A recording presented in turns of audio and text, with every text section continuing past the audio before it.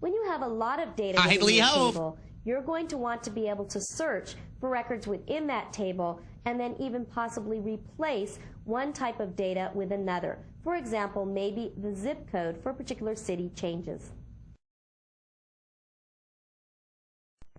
I'm going to click the First Record tool to move to the first record within the table. You can see that we have our customer IDs, company names, and so forth. What I'm going to do is click within the contact name, and I'm looking for a contact that's named Elizabeth Brown. I first clicked within the field that I want to search within.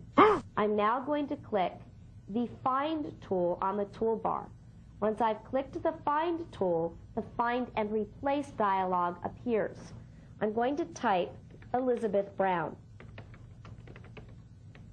I clicked within the contact name field before I clicked the Find tool on the toolbar. And for that reason, notice that the look-in is set to contact name. If I open up this combo box, alternatively, I could be searching within all fields in the customer's table. If you perform this type of search, particularly on a large table, you'll find it to be dreadfully slow. So it's generally good, if at all possible, to search within a particular field.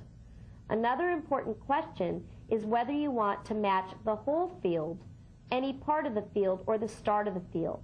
Now I've typed Elizabeth Brown, meaning I want to search for that entire entry. If I knew that the person were named Elizabeth but didn't know the last name, then I would select Start of Field, and I would find anyone whose name began with Elizabeth. On the other hand, if I didn't even know where Elizabeth was within the entry, I could select any part of field.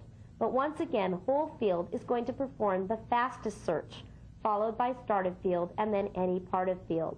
So let's go with whole field for right now, and click Find Next to find the first occurrence of Elizabeth Brown. And you can see that we're taken to this record right here. If I want to find the next occurrence of Elizabeth Brown, I can click the Find Next tool again. At this point, there are no additional Elizabeth Browns, so I get a message saying that Microsoft Access finished searching the records and that the search item was not found. I click OK, and I'm returned to this dialog. For right now, I'm going to click Cancel, and I'm going to move over to our Contact Title field. This time, I'm going to search for all of the sales associates. I'm going to click the Find tool, and I'm going to type Sales Associate. I click Find Next, and I'm taken to the first sales associate. If I click Find Next again, I'm taken to the next sales associate. I can continue searching for sales associates, and finally, I would receive a message telling me that there were no additional sales associates. But instead, what I'm going to do is cancel for a moment to close the dialog, return back up to the first record within the Contact Title field, and now I'm going to again click the Find tool. This time I'm going to try to search for sales. And as I told you earlier, if I click Find Next, I'm not going to find any records where the contact title is sales.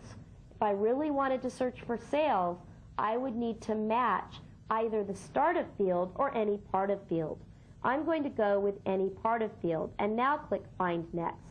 Notice that I'm taken to sales representative, another sales representative, another sales representative, a sales agent, a sales associate, sales representative, and so forth.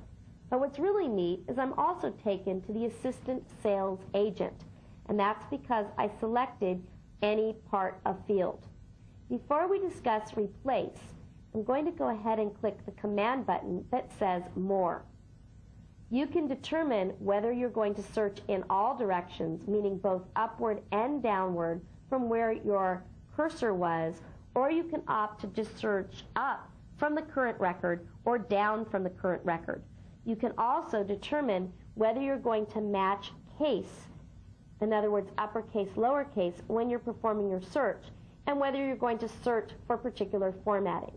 If you don't want to see this part of the dialog, you can click Less to close it. Now that we've discussed Find, let's take a look at Replace, whereas find allows you to just search for particular records, replace allows you. I'm going to click the Replace tab of the Find and Replace dialog. I still want to find sales, but what I want to replace it with is money. Now again, I need to be cognizant of what field I'm looking within and whether I'm matching any part of field, whole field, or start of field. We're going to stick with any part of field, and I'm going to click Find Next.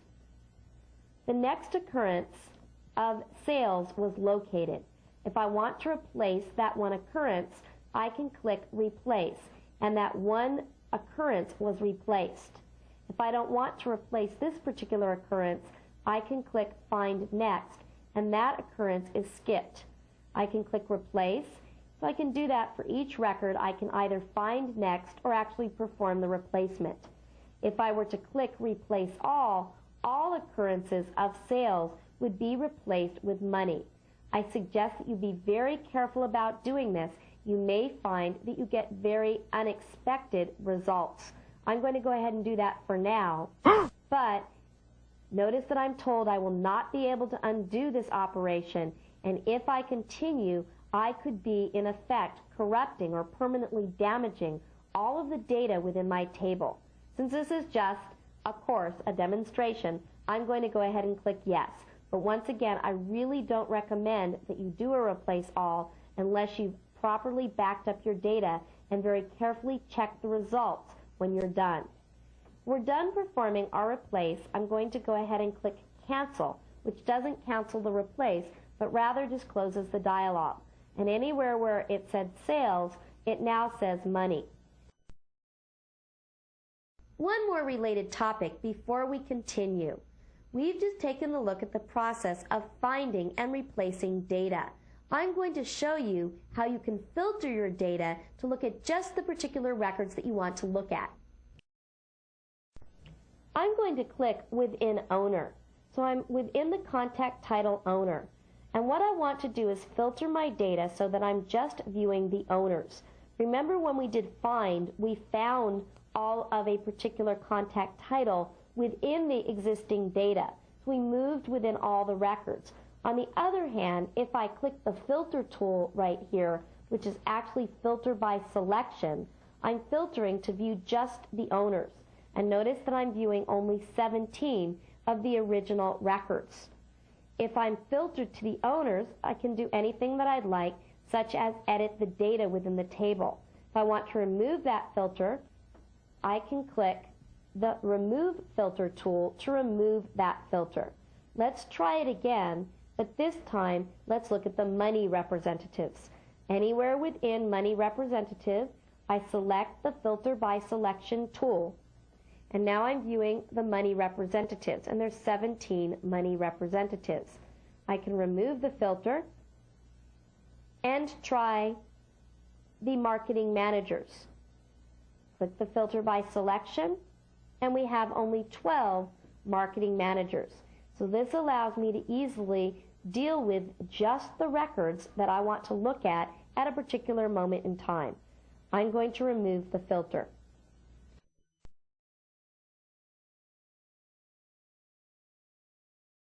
The next thing we're going to take a look at is how you can modify the look and feel of your data sheet.